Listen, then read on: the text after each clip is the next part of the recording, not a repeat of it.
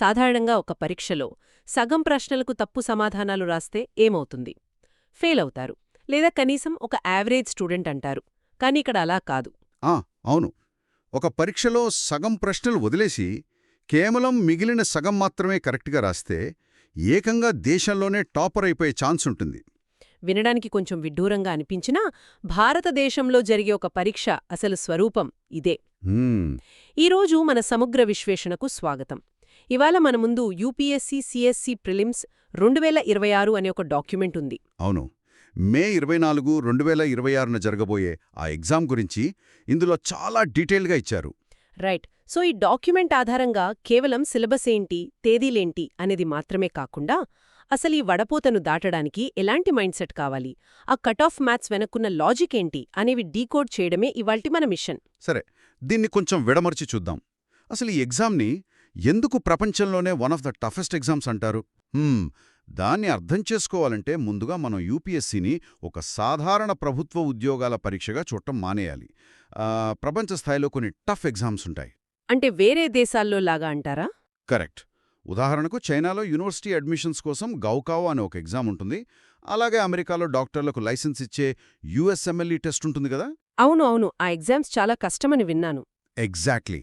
వాటిని పాస్ అవ్వడం ఎంత కష్టమో మన యూపీఎస్సీ కూడా అంతే ప్రామాణికంగా ఉంటుంది. ఇది కేవలం మనకెంత నాలెడ్జ్ ఉంది అని చెక్ చేసే టెస్ట్ కాదు. భారతదేశం లాంటి ఇంత పెద్ద దేశానికి, ఒక ఉక్కు చట్టం లాంటి పాలనా వ్యవస్థకు లీడర్స్ని ఎంచుకునే ప్రాసెస్ ఇది. వామ్మో, లీడర్స్ని ఎంచుకోవడం బానే ఉంది, కానీ ఇక్కడ నెంబర్స్ చూస్తుంటేనే కొంచెం భయమేస్తోంది. ఏకంగా సెలక్షన్ రేషియో 0.1% కంటే తక్కువుందట. నిజమే. మీరు 2025 డేటా చూస్తే దాదాపు 9.37 లక్షల మంది దరఖాస్తు చేసుకున్నారు. కానీ అందులో పరీక్ష రాసింది 5.76 లక్షల మంది మాత్రమే. ఓ, అంటే అప్లై చేసినా కూడా సగం మంది ఎగ్జామ్ రాయడానికి వెళ్లలేదన్నమాట. మరి 2026 నోటిఫికేషన్లో అసలు ఎన్ని పోస్టులున్నాయంటారు? ఇక్కడ చూస్తే 933 పోస్టులు అని ఉంది. అవును. దేశం మొత్తం మీద ఉన్నవి ఆ 933 మాత్రమే. అందులో మళ్ళీ ఐఏఎస్కి 180, ఐపీఎస్కి 150, ఐఎఫ్ఎస్కి 40 పోస్టులున్నాయి. అలాగే దివ్యాంగుల కోటా కింద 33 పోస్టులు రిజర్వ్ చేశారు. ఒక చిన్న డౌట్ అండి. ఇన్ని లక్షల మందిలోంచి కేవలం ఈ 900 మందిని ఫిల్టర్ చేయడానికి ఇదొక మల్టిపుల్ చాయిస్ పరీక్ష కదా. అంటే క్వశ్చన్ కింద ఏబీసీడీ అని 4 ఆప్షన్లుంటాయి కదా. అవును, ఆబ్జెక్టివ్ టైప్ పేపరే ఇది. సో ఎవరైనా ఆ 4 ఆప్షన్లలో ఒకదాన్ని లక్కు కొద్దీ గెస్ చేసి పాస్ అయిపోయే ఛాన్స్ అసలు లేదా? అక్కడే ఉంది అసలైన లాజిక్. ఇంత తక్కువ సెలక్షన్ రేషియో ఉన్నప్పుడు బట్టీ పట్టి లేదా బ్లైండ్గా గెస్ చేసి నెగ్గడమనేది దాదాపు అసాధ్యం. ఈ పరీక్ష మెయిన్గా అభ్యర్థికి అనిశ్చితిలో సరైన నిర్ణయం తీసుకునే సామర్థ్యం ఉందా లేదా అనేది టెస్ట్ చేస్తుంది. అనిశ్చితిలో నిర్ణయం అంటే కొంచెం డీటెయిల్డ్గా చెప్తారా? ఇంగ్లీష్లో దీన్ని జడ్జ్మెంట్ అండర్ అన్సర్టనిటీ అంటారు. అంటే ఎగ్జామ్ హాల్లో ఒక ప్రశ్న చదివినప్పుడు మనకు ఆ 4 ఆప్షన్లు కరెక్ట్లాగే అనిపిస్తాయి, లేదా ఏదీ కాదేమో అన్న కన్ఫ్యూషన్ వస్తుంది. రైట్. అంటే సరైన ఇన్ఫర్మేషన్ లేనప్పుడన్నమాట. ఎగ్జాక్ట్లీ. కరెక్ట్ ఇన్ఫర్మేషన్ లేని ఆ పరిస్థితుల్లో, ఆ తీవ్రమైన ఒత్తిడిలో మన బ్రెయిన్ ఎంత లాజికల్గా ఆలోచించి డెసిషన్ తీసుకుంటుంది అన్నదే ఇక్కడ గేమ్. గెస్ వర్క్ ఎందుకు పనిచేయదంటే ఇక్కడ 1/3 నెగటివ్ మార్కింగ్ ఉంది కదా. ఓ, 1/3 నెగటివ్ మార్కింగ్. అవును. సో మీరు ఒక కరెక్ట్ ఆన్సర్ రాసి మార్కులు తెచ్చుకున్నా సరే, ఇంకో చోట బ్లైండ్గా గెస్ చేసి తప్పు చేస్తే ఆ నెగటివ్ మార్కింగ్ మీ కరెక్ట్ మార్కుల్ని కూడా తినేస్తుంది. తప్పులు చేయకుండా ఉండటమే ఇక్కడ ఫస్ట్ స్కిల్. ఒక్క నిమిషం. అంటే ఈ పరీక్షకు ప్రిపేర్ అవ్వడం అనేది సముద్రంలో పడవ ఎలా నడపాలో ఒక థియరీ బుక్ చదవడం లాంటిది కాదనమాట. అసలు తుఫాను వచ్చినప్పుడు పడవను ఎలా నడపాలో ముందే ప్రాక్టీస్ చేయడం లాంటిది. భలే చెప్పారు. నిజంగా అంతే. అంటే ఏమి రాయాలో తెలియడం కన్నా ఏ ఆప్షన్ని అస్సలు టచ్ చెయ్యకూడదో తెలియడమే ఇక్కడ ముఖ్యమనమాట. దీన్నొక మానసిక చదరంగం అనొచ్చేమో. 100% కరెక్ట్. ఇక మనం 2026కి సంబంధించిన అప్డేట్స్ చూస్తే టైమ్ లైన్ చాలా క్లియర్గా ఉంది. అవును, ఇక్కడ సోర్స్లో క్లియర్గా ఇచ్చారు. ఫిబ్రవరి 4న నోటిఫికేషన్ వస్తుంది. ఫిబ్రవరి 27 అప్లికేషన్కు లాస్ట్ డేట్. ఆ తర్వాత మే 15న అడ్మిట్ కార్డు వస్తుంది. ఇక మే 24న ఫైనల్గా ప్రిలిమ్స్ ఎగ్జామ్. ఎగ్ దీన్ని క్లియర్ చేసిన వాళ్ళకి ఆగస్ట్ 21న మెయిన్స్ ఎగ్జామ్ ఉంటుంది. ఇక్కడ వరకు అంతా పాత పద్ధతిలోనే ఉంది, కానీ హ్మ్. ఆ సిలబస్ ట్రెండ్స్ దగ్గరకు వచ్చేసరికి ఒక పెద్ద మార్పు కనిపిస్తోంది. అదే నేను కూడా గమనించాను. ఇక్కడ సోర్స్లో చూస్తే సిలబస్ ట్రెండ్స్ చాలా మారిపోయాయనుంది గదా. ఒకప్పుడు డైరెక్ట్గా వచ్చే కరెంట్ అఫైర్స్ ప్రశ్నలు 25-30% ఉండేవి. కాని ఇప్పుడవి 15-20% పడిపోయాయట. అవును, అదొక మేజర్ షిఫ్ట్. కానీ ఇక్కడే అసలైన ఆసక్తికరమైన విషయముంది. 2025లో ఏకంగా 67% ప్రశ్నలు ఇంటిగ్రేటెడ్గా వచ్చాయని రాసుంది. ఇంటిగ్రేటెడ్ అంటే స్టాటిక్ సబ్జెక్ట్ని, కరెంట్ అఫైర్స్ని మిక్స్ చేసి అడగటం కదా. కరెక్ట్. అంటే రెండు వేరువేరు ఏరియాస్ని లింక్ చేయడం అన్నమాట. ఆ సో నా డౌట్ ఏంటంటే 67% క్వశ్చన్స్ ఇలా వస్తున్నాయంటే ఇక పాత పద్ధతిలో హిస్టరీ లేదా జాగ్రఫీ బేసిక్ బుక్స్ చదవటం పూర్తిగా వృధా అయినట్లేనా? కేవలం న్యూస్ పేపర్స్ చదువుకుని వెళ్ళిపోతే సరిపోతుందా? దీన్ని మనం విశాల దృక్పథంతో చూస్తే బేసిక్స్ చదవడం ఎప్పటికీ వృధా కాదు. ఎందుకంటే ఆ బేసిక్స్ అనేవి పునాది లాంటివి. మీరు పునాది లేకుండా నేరుగా పైన బిల్డింగ్ కట్టలేరు కదా. నిజమే, బేసిక్స్ లేకపోతే కష్టం. ఇక్కడ యూపీఎస్సీ వాళ్ళ లాజిక్ ఏంటంటే, మీకు సబ్జెక్ట్ బేసిక్స్ తెలుసా లేదా అని డైరెక్ట్గా అడగట్లేదు. ఆ బేసిక్ నాలెడ్జ్ని ఈరోజు ప్రపంచంలో జరుగుతున్న తాజా వార్తలతో మీరు అనుసంధానం చేయగలుగుతున్నారా లేదా అని చూస్తున్నారు. ఒక ఎగ్జాంపుల్తో చెప్తారా? తప్పకుండా. ఇప్పుడు సైన్స్ అండ్ టెక్నాలజీ తీసుకుందాం. అందులోంచి సుమారు 15 ప్రశ్నలొస్తున్నాయి. కానీ వాళ్ళు స్కూల్ బుక్స్లో ఉండే సాధారణ సైన్స్ మీద ప్రశ్నలు అడగట్లేదు. ఈరోజు వార్తల్లో ఎక్కువగా వినిపిస్తున్న artificial intelligence, space technology, biotechnology మీద అడుగుతున్నారు. ఓ అంటే ఏఐ, స్పేస్ మీద ఫోకస్ చేయాలన్నమాట. అవును. మీకు డిఎన్ఏ అంటే ఏంటో బేసిక్ బుక్లో చదివితేనే అర్థమవుతుంది. ఆ నాలెడ్జ్ ఉంటేనే గదా ఈరోజు వార్తల్లో వస్తున్న బయోటెక్నాలజీ ఎలా పనిచేస్తుందో అర్థం చేసుకోగలరు. ఆ రెండిటినీ కలిపి చదివినప్పుడే ఆ ఇంటిగ్రేటెడ్ క్వశ్చన్ని సాల్వ్ చేయగలరు. అర్థమైంది. అంటే థీరీ అనేది వెన్నెముక అయితే దానికి కరెంట్ అఫైర్స్ని లింక్ చేయడం ప్రాణం పోయడం లాంటిది. ఇంకొక ఇంట్రెస్టింగ్ అప్డేట్ కూడా ఉందిక్కడ. 2026 నుంచి ఎగ్జామ్ పూర్తయిన వెంటనే తాత్కాలిక ఆన్సర్ కీని రిలీజ్ చేస్తున్నారు కదా. ఇది అభ్యర్థులకు చాలా పెద్ద రిలీఫ్ అని చెప్పాలి. అవును. పైగా దానిమీద ఏమైనా అభ్యంతరాలుంటే మే 31 సాయంత్రం 6 గంటలలోపు క్యూపీరెస్ పోర్టల్ ద్వారా తెలియజేయాలి అనుంది. క్యూపీరెస్ అంటే క్వశ్చన్ పేపర్ రిప్రజెంటేషన్ పోర్టల్ అనుకుంటా. అవునవును. ఇంతకుముందు అభ్యర్థులు ఎగ్జామ్ రాశాక ఏది కరెక్ట్ ఆన్సర్ అని తెలియక ప్రైవేట్ కోచింగ్ సెంటర్స్ ఇచ్చే కీ మీద ఆధారపడేవాళ్లు. దానివల్ల చాలా కన్ఫ్యూషన్ ఉండేది. అంటే ట్రాన్స్పరెన్సీ కోసం ఈ పోర్టల్ తెచ్చారన్నమాట. కరెక్ట్.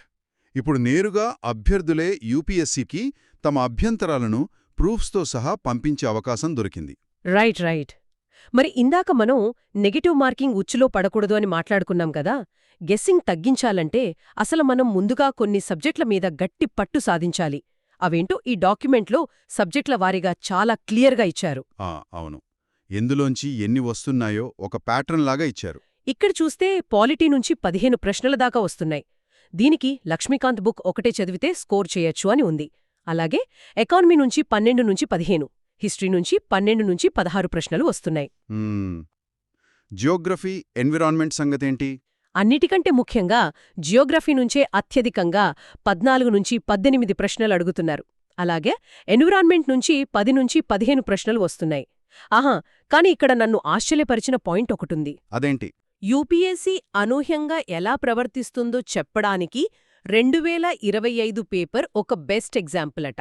ఎందుకంటే ప్రతి ఏడాది బౌద్ధమతం మీద ఖచ్చితంగా ఒక్క ప్రశ్నైనా వచ్చేది. కానీ 25లో బౌద్ధమతం నుంచి అసలు ఒక్క ప్రశ్న కూడా రాలేదు. చూశారా? అభ్యర్థులు ఒక ప్యాటర్న్కి అలవాటు పడిపోకూడదని యూటీఎస్సీ ఉద్దేశపూర్వకంగా ఇలాంటి షాక్స్ ఇస్తుంటుంది. ఒక ఏరియా నుంచి ఖచ్చితంగా వస్తుంది కదా అని దానిమీదే టైమంతా పెట్టి మిగతాది వదిలేస్తే దెబ్బతినడం ఖాయం. వామ్మో, ఇదొక ట్రాప్లాగా ఉందే. సరే, ఈ పాయింట్ దగ్గరే నాకు ఇంకొక డౌట్ వస్తోంది. ఈ ఎగ్జామ్ రాసేది ఇండియా మొత్తం కదా, కానీ మన దగ్గరున్న మెటీరియల్లో తెలుగు అభ్యర్థుల కోసం ఒక స్పెషల్ బాక్స్ లాంటిదిచ్చారు. అవును, తెలుగు ఫోకస్ అని ఒకటి ఉందందులో. అందులో Godavari delta, Polavaram project, aqua పంటలు, ఎత్తిపోతల పథకాలు, లేపాక్షి ఆలయం, ఆంధ్ర మహాసభ ఇంకా 2 రాష్ట్రాల బడ్జెట్, వీటిమీద ప్రత్యేక దృష్టి పెట్టమని ఉంది. జాతీయ స్థాయి ఎగ్జామ్ అయినప్పుడు ఢిల్లీ లేదా యూపీ వాళ్ళు కూడా రాస్తారు కదా, మరి మనవాళ్లు పోలవరం లేదా లేపాక్షి ఆలయం లాంటి ప్రాంతీయ అంశాల మీద ఎందుకు ఫోకస్ చేయాలి? ఇది యూపీఎస్సీకి ఎలా రెలెవెంట్ అవుతుంది? హ్మ్. ఇక్కడే మనం ఎగ్జామినర్ మైండ్ సెట్ని కొంచెం డీకోడ్ చేయాలి. యూపీఎస్సీ నేషనల్ లెవెల్ ఎగ్జామ్ అయినప్పటికీ వాళ్ళెప్పుడూ కాన్సెప్ట్స్కి ప్రాక్టికల్ ఎగ్జాంపుల్స్ వెతుకుతారు. ప్రాక్టికల్ ఎగ్జాంపుల్స్ అంటే కేస్ స్టడీస్ లాగానా? ఎగ్జాక్ట్లీ. ఒక అభ్యర్థికి భారతదేశ భౌగోళిక శాస్త్రం లేదా ఎకానమీ నిజంగా అర్థమైందా అని టెస్ట్ చేయడానికి వార్తల్లో నిలిచిన బెస్ట్ కేస్ స్టడీస్ ఏమున్నాయని చూస్తారు. ఉదాహరణకు నదుల అనుసంధానం లేదా డ్యామ్స్ వల్ల వచ్చే ఎన్విరాన్మెంటల్ ఇష్యూస్ గురించి అడగాలనుకోండి. రీసెంట్గా ఏ ప్రాజెక్ట్ బాగా వార్తల్లో ఉంది? మన పోలవరం జాతీయ ప్రాజెక్ట్ కదా? అవును. సో దాని చుట్టూ ఉన్న జాగ్రఫీ, అక్కడ నిర్వాసితుల సమస్యలు, గోదావరి బేసిన్ గురించిన వివరాలు అడుగుతారు. అలాగే ఎకానమీలో వ్యవసాయం గురించి అడిగేటప్పుడు ఇండియాలో ఆక్వాకల్చర్లో ఏపీ టాప్లో ఉంది కాబట్టి దానికి సంబంధించిన సమస్యల మీద క్వశ్చన్ ఫ్రేమ్ చేస్తారు. ఓ, ఆర్ట్ అండ్ కల్చర్కి వస్తే లేపాక్షి ఆలయం లాంటివా? రైట్. విజయనగర సామ్రాజ్యం గురించి అడిగేటప్పుడు లేపాక్షి ఆలయంలోని పెయింటింగ్స్ని బెస్ట్ ఎగ్జాంపుల్గా తీసుకుంటారు. కాబట్టి ఎవరైతే తెలుగు రాష్ట్రాల నుంచి ప్రిపేర్ అవుతున్నారో వారికిదొక పెద్ద అడ్వాంటేజ్. అంటే ఢిల్లీలో కూర్చున్న వాళ్లకంటే మన ప్రాజెక్టుల గురించి మనకి ఎక్కువ నాలెడ్జ్ ఉంటుంది కాబట్టి ఈజీగా స్కోర్ చేయొచ్చు అంటారు. భలే చెప్పారు. అంటే జాతీయ స్థాయి కాన్సెప్ట్ని స్థానిక ఉదాహరణలతో అప్లై చేయాలన్నమాట. కరెక్ట్. అదే స్మార్ట్ ప్రిపరేషన్ అంటే. సో ఇప్పుడు ఈ ఎగ్జామ్ని క్రాక్ చేయటానికి అసలైన బ్రహ్మాస్త్రం గురించి మాట్లాడుకుందాం. అదే కట్ ఆఫ్ మార్క్స్, అలాగే ట్రాఫిక్ లైట్ వ్యూహం. ఇందులో నంబర్స్ చూస్తే చాలా విచిత్రంగా ఉన్నాయండి. అవును, ఆ మ్యాథ్స్ చాలా ఇంట్రెస్టింగ్గా ఉంటుంది. 2025లో జనరల్ కేటగిరీ కట్ ఆఫ్ 92.66 మార్కులోనుంది. 2026లో సేఫ్గా ఉండాలంటే 95 నుంచి 100 మార్కులు టార్గెట్ పెట్టుకోవాలి. కానీ ఇక్కడ ఇచ్చిన అసలైన సమీకరణమేంటంటే 100 ప్రశ్నలు అటెంప్ట్ చేయాల్సిన అవసరం లేదట. అస్సలు లేదు. 100కి 100 ఎవ్వరూ చేయలేరు కూడా. కేవలం 55 నుంచి 60 ప్రశ్నలు, అది కూడా 85 నుంచి 90% ఖచ్చితత్వంతో సాల్వ్ చేస్తే చాలు అనుంది. ఇది ప్రాక్టికల్గా వర్కౌట్ అవుతుందా అసలు? 100% వర్కౌట్ అవుతుంది. ఎందుకంటే మ్యాథ్స్ ఎప్పుడూ అబద్ధం చెప్పదు కదా. ఒక చిన్న ఎగ్జాంపుల్ తీసుకుందాం. మీరు ఎగ్జామ్లో 60 ప్రశ్నలు అటెంప్ట్ చేశారు అనుకుందాం. ఓకే, 60 ప్రశ్నలు. అందులో 50 కరెక్ట్ అయ్యాయి, ఒక 10 తప్పయ్యాయి అని పెట్టుకుందాం. ఇప్పుడు ఆ 50 కరెక్ట్ ప్రశ్నలకి ఒక్కోదానికి 2 మార్కుల చొప్పున 100 మార్కులు వస్తాయి. 100 వచ్చాయి. మరి ఆ 10 తప్పుల సంగతేంటి? 1/3 నెగటివ్ మార్కింగ్ ఉంటుంది కదా? రైట్. సో ఆ 10 తప్పులకు నెగటివ్ మార్కింగ్ తీసేయాలి. ఒక్కో తప్పుకి 0.66 మార్కులు కట్ అవుతాయి. అంటే 10 తప్పులకి 6.6 మార్కులు పోతాయి. అంటే 100లోంచి 6.6 తీసేస్తే 93.4 మార్కులు వస్తాయి. ఎగ్జాక్ట్లీ. చూసారా, మీరు ఏకంగా 40 ప్రశ్నలు అసలు ముట్టుకోకుండా వదిలేసినా కూడా కట్ ఆఫ్ ఈజీగా దాటేశారు. వామ్మో, ఈ లెక్క వింటుంటే నాకే టెన్షన్ అంతా పోయినట్లు అనిపిస్తోంది. కానీ ఎగ్జామ్ హాల్లో ఉన్న ప్రెషర్లో ఏది వదిలేయాలి, ఏది అటెంప్ట్ చేయాలి అనేది డిసైడ్ చేసుకోవడం కష్టం కదా. ఇక్కడే మనకు ఈ ట్రాఫిక్ లైట్ టెక్నిక్ హెల్ప్ అవుతుందనుకుంటా. అవును, ఈ స్ట్రాటజీ చాలా పవర్ఫుల్. ఇది ఎలా పనిచేస్తుందో ఒకసారి ఎక్స్ప్లెయిన్ చేస్తారా? తప్పకుండా. ఎగ్జామ్ పేపర్ చేతికి రాగానే అభ్యర్థులు చేయాల్సిన మొదటి పని ప్రతి ప్రశ్నను 3 రంగుల్లో ఒకదానికి కేటాయించడం. మొదటిది గ్రీన్. గ్రీన్ అంటే సిగ్నల్ పడినట్లే ఫుల్ కాన్ఫిడెన్స్తో వెళ్ళిపోవడం గదా? కరెక్ట్. ఆ ప్రశ్న చూడగానే దాని ఆన్సర్ మీకు 100% పక్కాగా తెలుసనుకోండి, అందులో ఎలాంటి కన్ఫ్యూజన్ లేదు. ఆ గ్రీన్ ప్రశ్నలను వెంటనే సాల్వ్ చేసి ఓఎంఆర్ షీట్లో నింపేయాలి. రైట్. ఆ తర్వాత రెండవది ఎల్లో కదా? ఇక్కడ కొంచెం జాగ్రత్తగా ఉండాలా? అవును, ఇది కొంచెం ట్రిక్కీ. ఇక్కడ మీకు 50-50 ఛాన్స్ ఉంటుంది. అంటే 4 ఆప్షన్లలో 2 ఆప్షన్లు పక్కాగా తప్పు అని మీరు ఎలిమినేట్ చేయగలుగుతారు. కానీ మిగిలిన రెండిట్లోనే కన్ఫ్యూజన్ ఉంటుంది. ఇక్కడే మీరు లాజికల్గా రిస్క్ తీసుకోవాలి. ఓకే. మరిక మూడవది రెడ్. ఇది డేంజర్ జోన్ అన్నమాట. పక్కా డేంజర్ జోన్. ఆ ప్రశ్న ఏంటో మీకసలు తెలీదు. కనీసం ఒక్క ఆప్షన్ కూడా ఎలిమినేట్ చేయలేకపోతున్నారు. అలాంటి ప్రశ్నల జోలికి అస్సలు వెళ్ళకూడదు. వాటిని వదిలేయడమే ఇక్కడ best defence. So what does this all mean? అంటే ఇదొక T20 క్రికెట్ మ్యాచ్ లాగా ప్రతి బంతిని బౌండరీ కొట్టడానికి ట్రై చేసే గేమ్ కాదంటారు. ఇదొక టెస్ట్ మ్యాచ్. భలే పోల్చారు. అవును, టెస్ట్ మ్యాచ్ లాంటిదే. టెస్ట్ మ్యాచ్లో బ్యాట్స్మెన్ సెంచరీ చెయ్యాలంటే అన్ని బంతులు ఆడడు కదా. ఆఫ్ స్టంప్కు చాలా బయట వెళ్లే బంతులను ఎలాగైతే సైలెంట్గా వదిలేస్తాడో ఇక్కడ కూడా మనకు తెలియని ఆ రెడ్ ప్రశ్నలను గౌరవంగా వదిలేయాలన్నమాట. ఒక రకంగా వదిలేసే ప్రశ్నలే మన బెస్ట్ ఫ్రెండ్స్. ఎగ్జాక్ట్లీ. ఆ ఆఫ్ స్టంప్ బాల్ని అనవసరంగా కెలిగితే ఎలా స్లిప్లో అవుట్ అవుతామో, ఇక్కడ రెడ్ ప్రశ్నను గెస్ చేస్తే ఆ నెగటివ్ మార్కింగ్తో రేస్లోంచి అవుట్ అవుతాం. నిజమే. దీన్ని ప్రాక్టికల్గా ఆ 2 గంటల టైంలో ఎలా మేనేజ్ చేయాలో ఒక 3 రౌండ్ల ఫార్ములా కూడా చెప్పారు ఇక్కడ. మొదటి 75 నిమిషాల్లో కేవలం గ్రీన్ ప్రశ్నలు మాత్రమే వెతుక్కుంటూ వెళ్ళి ఆన్సర్ చేయాలి. అవును. దీనివల్ల కనీసం ఒక 30-35 మార్కులు సేఫ్ అయిపోతాయి. రైట్. ఆ తర్వాతి 30 నిమిషాల్లో ముందుగా మార్క్ చేసుకున్న యెల్లో ప్రశ్నల మీద ఫోకస్ చేయాలి. ఇక్కడే మన బ్రెయిన్ వాడి ఎలిమినేషన్ టెక్నిక్స్ అప్లై చేయాలి. ఇక్కడొక ఇంట్రెస్టింగ్ హింట్ ఇచ్చారు గమనించారా? క్వశ్చన్లో మాత్రమే లేదా అన్నీ అంటే ఇంగ్లీష్లో ఓన్లీ, ఆల్ లాంటి ఎక్స్ట్రీమ్ పదాలుంటే ఆ ఆప్షన్ దాదాపుగా తప్పు అయ్యే ఛాన్స్ ఎక్కువ అనుంది. అవును. యూపీఎస్సీ జనరల్గా అంత ఎక్స్ట్రీమ్ స్టేట్మెంట్స్ ఇవ్వదు. ఇక చివరి 15 నిమిషాలు అసలు ఏ కొత్త ప్రశ్న అటెంప్ట్ చేయకూడదని చాలా స్ట్రాంగ్గా చెప్పారిందులో. నా డౌట్ ఏంటంటే లాస్ట్ 15 నిమిషాల్లో కొత్తవి ఎందుకు పెట్టకూడదు? ఒకవేళ ఆన్సర్ గుర్తొస్తే వదిలేయాలా? ఎందుకంటే ఆ చివరి 15 నిమిషాలనేది పానిక్ టైం అయిపోతుందనే భయం వల్ల మన బ్రెయిన్ లాజికల్గా ఆలోచించటం మానేసి ఎమోషనల్గా గెస్ చేయడం మొదలుపెడుతుంది. అంటే టెన్షన్లో తప్పులు చేస్తారనా? అవును. అయ్యో, నేను కేవలం 50 ప్రశ్నలే అటెంప్ట్ చేశాను, కట్ ఆఫ్ రీచ్ అవ్వనేమో అని భయపడతారు. ఆ భయంలో తెలియని ఆ రెడ్ ప్రశ్నలకి కూడా గుడ్డిగా ఆన్సర్లు పెట్టేస్తారు. ఏడాది పాటు చదివిన కష్టం మొత్తం ఆ లాస్ట్ 15 నిమిషాలు చేసే గెస్ వర్క్తో నాశనమైపోతుంది. వామ్మో! ఇది నిజంగా గేమ్ చేంజర్ పాయింట్ అండి. సో ఆ టైంని కేవలం ఓఎంఆర్ షీట్లో ఏమైనా బబుల్ చేయడం మర్చిపోయామా అని చెక్ చేసుకోవడానికి మాత్రమే వాడాలి. ఎంత తెలుసు అన్నది కాదు ముఖ్యం, తెలియని దాని దగ్గర ఎక్కడ ఆగిపోవాలో తెలుసుండాలి. ఎగ్జాక్ట్లీ. ఇదొక ముఖ్యమైన ప్రశ్నను లేవనెత్తుతుంది మనకు. రేపు మీరు ఒక జిల్లా కలెక్టర్ అయినప్పుడు మీ దగ్గరకొచ్చే సమస్యలు ఎప్పుడూ క్లియర్గా ఉండవు. అంటే సగం ఇన్ఫర్మేషన్ మాత్రమే ఉంటుందంటారా? అవును. ఆ టైంలో మీరు అనవసరమైన రిస్క్ తీసుకుంటారా, లేక ఉన్న సమాచారంతో జాగ్రత్తగా లాజికల్గా డెసిషన్ తీసుకుంటారా అన్నదే యూపీఎస్సీ ఈ ఎగ్జామ్ ద్వారా చెక్ చేస్తోంది. రిస్క్ మేనేజ్మెంట్ని టెస్ట్ చేస్తున్నారిక్కడ. చాలా లోతైన పాయింట్ చెప్పారు. ఇంకొక మేజర్ ట్రాప్ గురించి కూడా మనం మాట్లాడుకోవాలి. అదే పేపర్ 2 సీసాట్. ఉదయం జరిగే జనరల్ స్టడీస్ పేపర్ మీద పెట్టిన శ్రద్ధలో 10% కూడా మధ్యాహ్నం జరిగే సీసాట్ మీద పెట్టారట కదా? అది చాలా పెద్ద మిస్టేక్. ఎందుకంటే అది కేవలం 33% మార్కులు, అంటే 66.66 మార్కులు తెచ్చుకుంటే సరిపోయే క్వాలిఫైయింగ్ పేపర్ కదా అని చాలామంది లైట్ తీసుకుంటారు. అవును, జస్ట్ క్వాలిఫైయింగే కదా అని. కానీ ఐఐటీల నుంచి వచ్చిన వాళ్ళు, మంచి మంచి ఇంజనీర్లు కూడా ఈ సీసాట్లోనే ఫెయిల్ అయ్యి మెయిన్స్కి వెళ్ళలేకపోతున్నారు అని సోర్స్లో ఉంది. నిజంగానే మ్యాథ్స్ బ్యాక్గ్రౌండ్ ఉన్నవాళ్లు కూడా ఎందుకు ఫెయిల్ అవుతున్నారు? అందులో ఉండేది 10th క్లాస్ లెవెల్ మ్యాథ్సే కదా? ఇక్కడ ప్రాబ్లం మ్యాథ్స్ కాదు, టైం ప్రెషర్. అందులో ఉండే ఆ రీడింగ్ కాంప్రహెన్షన్ ప్యాసేజ్లు చాలా కాంప్లెక్స్గా ఉంటాయి. ఒక పారాగ్రాఫ్ చదివి దానికి ఆన్సర్ లాగాలంటే చాలా టైం పడుతుంది. టైం సరిపోదన్నమాట. పైగా ఆప్షన్స్ అన్నీ ఒకేలా ఉండి కన్ఫ్యూజ్ చేస్తాయంటారు. అవును. ఆ ప్రెషర్లో సింపుల్ లాజికల్ రీజనింగ్ క్వశ్చన్స్ కూడా తప్పు చేస్తారు. దీనికి ఏకైక పరిష్కారం ఏంటంటే ప్రతిరోజూ కనీసం 1 గంట కాంప్రహెన్షన్, అలాగే రీజనింగ్ ప్రాక్టీస్ చేయడం.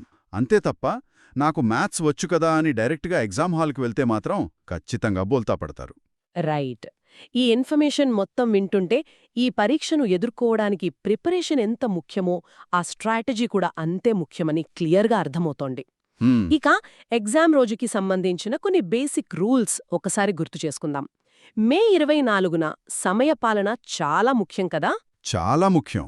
ఉదయం సెషన్కి 9 గంటలకు, మధ్యాహ్నం సెషన్కి 2 గంటలకు ఎగ్జామ్ సెంటర్ గేట్లు ఖచ్చితంగా మూసేస్తారు. ఒక్క నిమిషం లేటైనా అలో చెయ్యరు కదా? ఫేస్ అథెంటికేషన్ ప్రాసెస్ ఉంటుంది కాబట్టి కనీసం గంటన్నర ముందే చేరుకోవాలి. కేవలం నల్ల ball point pen, admit card printout, original ID card మరియు సాధారణ అనలాగ్ వాచ్ మాత్రమే లోపలికి తీసుకెళ్లాలి. డిజిటల్ వాచెస్ కానీ ఫోన్స్ తీసుకెళ్తే బ్యాన్ అయ్యే డేంజర్ ఉంది కదా? ఆ రూల్స్ చాలా స్ట్రిక్ట్గా ఫాలో అవుతారు. సో ఈ మొత్తం డాక్యుమెంట్ని సమ్మరైజ్ చేసుకుంటే మనకర్థమవుతున్నది ఒకటే: కొత్త పుస్తకాలను గుట్టలు గుట్టలుగా చదవడం మానేసి స్టాండర్డ్ మెటీరియల్నే స్మార్ట్గా రివిజన్ చెయ్యాలి. పాలిటీ, జోగ్రఫీ లాంటి కోర్ సబ్జెక్ట్స్ని కరెంట్ అఫైర్స్తో ఇంటిగ్రేట్ చేసుకోవాలి. కరెక్ట్. ఎగ్జామ్ హాల్లోకి వెళ్ళాక ఆ నెగటివ్ మార్కింగ్ ట్రాప్లో పడకుండా ట్రాఫిక్ లైట్ టెక్నిక్ని ఖచ్చితంగా ఫాలో అవ్వాలి. ఎగ్జాక్ట్లీ. వదిలేయాల్సిన ప్రశ్నలను వదిలేస్తేనే ఫైనల్ లిస్ట్లో మన పేరుంటుంది. హార్డ్ వర్క్ అందరూ చేస్తారు, కానీ ఆ 2 గంటల్లో స్మార్ట్గా ఎమోషన్స్ని కంట్రోల్ చేసుకుని లాజికల్గా ఎలా ప్రవర్తిస్తామన్నదే సక్సెస్ని డిసైడ్ చేస్తుంది. అయితే ఈ మొత్తం డేటా చూసిన తర్వాత ఈ కట్ ఆఫ్ లెక్కలు, elimination techniques, traffic light rounds ఇవన్నీ విన్నాక నా మదిలో ఒక ఆఖరి ఆలోచన మెదులుతోంది. ఈ పరీక్ష గురించి గమనిస్తున్న ప్రతి ఒక్కరూ దీని గురించి ఒకసారి ఆలోచించాలి. చెప్పండి, ఏంటా ఆలోచన? యూపీఎస్సీ ఈ స్థాయిలో ఏ క్వెశ్చన్ ఎక్కడ్నించి వస్తుందో తెలియని ఒక అనూహ్యమైన ప్యాటర్న్ని తీసుకురావడం, అస్సలు రిస్క్ చేయడానికి వీల్లేని విధంగా 1/3 నెగటివ్ మార్కింగ్తో భయపెట్టడం చూస్తుంటే ఒక సందేహం వస్తోంది. ఈ ప్రాసెస్ నిజంగానే సమాజంలోని సామాన్య ప్రజల సమస్యలను అర్థం చేసుకుని దయతో, బాధ్యతతో పనిచేసే బెస్ట్ అడ్మినిస్ట్రేటర్స్ను ఫిల్టర్ చేస్తోందా? లేక కేవలం 2 గంటల ఎగ్జామ్ ఒత్తిడిని తట్టుకుని ఎలిమినేషన్ టెక్నిక్స్ని, ఆ ట్రాఫిక్ లైట్ రూల్స్ని అప్లై చేయగల బెస్ట్ టెస్ట్ టేకర్స్ని మాత్రమే ఎంచుకుంటోందా? నిజంగా ఇది చాలా ఆలోచించాల్సిన విషయమే. సో ఈ లోతైన ప్రశ్నతో మిమ్మల్ని ఆలోచనలో వదిలేస్తూ ఈరోజు మన సమగ్ర విశ్లేషణను ఇక్కడితో ముగిద్దాం. మళ్ళీ ఇంకో టాపిక్తో కలుద్దాం.